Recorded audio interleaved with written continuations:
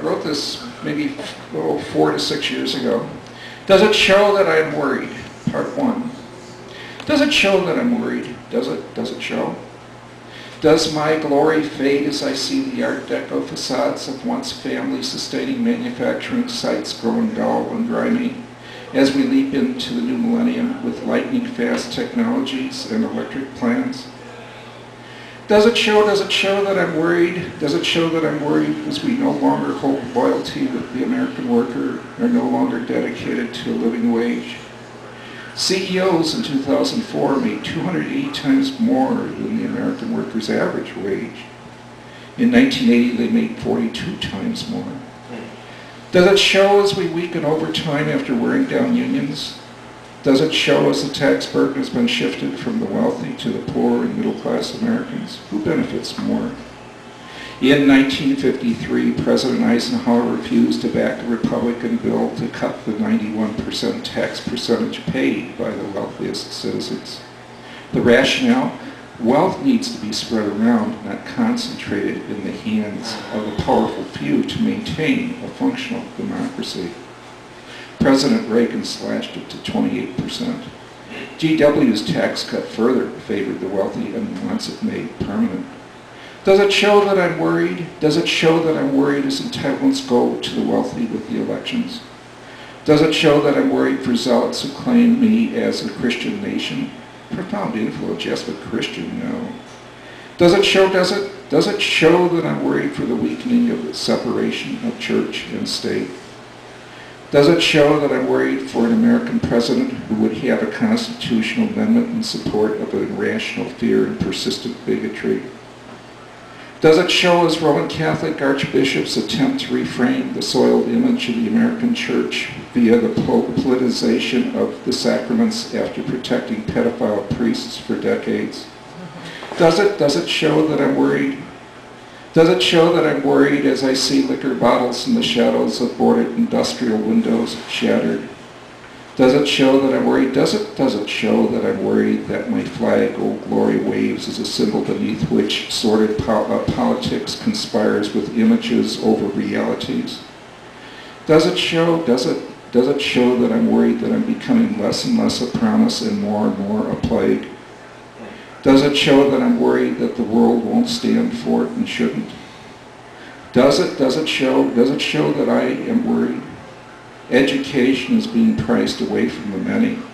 Promise is being priced away from the many.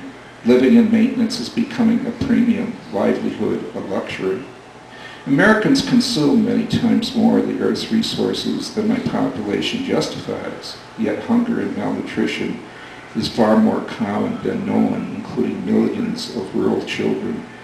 The fourth estate increasingly wears the taint of corporate bias.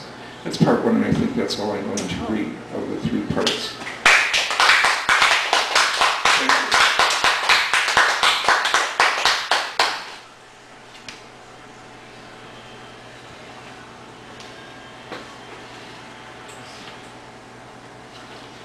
This, I read this poem perhaps more than any other. This was someone who was a dear friend, and she taught creative writing in the University of Wisconsin system, and was a poet.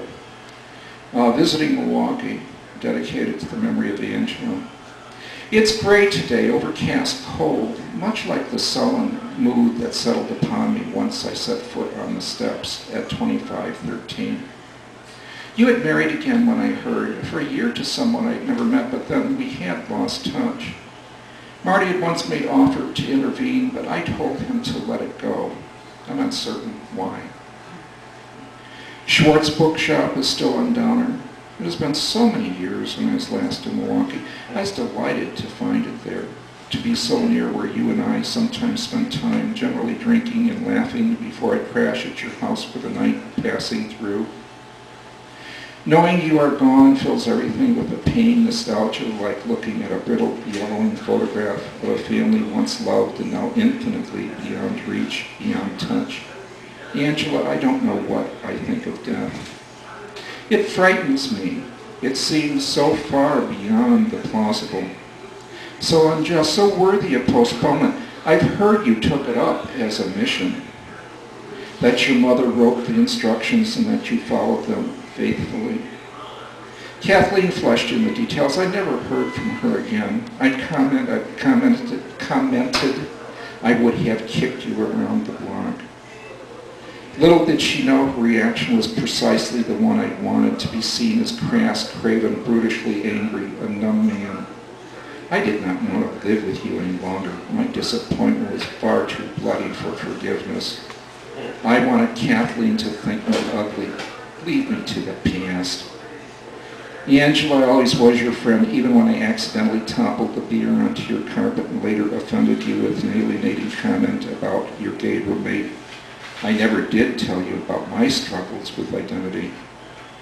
I sometimes use words to hide. How appropriate that the location where we had so much fun one night is now vacant for lease. The lights are off and peering through the glass, the space darkly vacant. I went to 2513 hoping the new owners might know where you are buried, but there was no one home. The floors are stripped. Several cats sat on the lower steps of the stairs. There's new wood planking on the porch steps. On Downer, the Chicago Tribune headline from a paper stand reads, Bush says U.S. will not defer to allies on Iraq. The light is fading into night. I no longer remember where people live. There are even people in vision, but not their names. Places that lit the streets with magic during younger seasons are either gone or their streets are lost. Everything feels alive with memory, but swept from life. And you, Angela, you fill me with a sorrow that has no name but ache.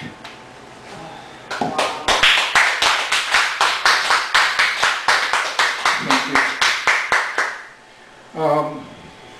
This is called Doing the Littlest Christian Rag. Well, I'm an American, and since we lost the Great Civil War, I carry old glory in one hand and the good news in the other.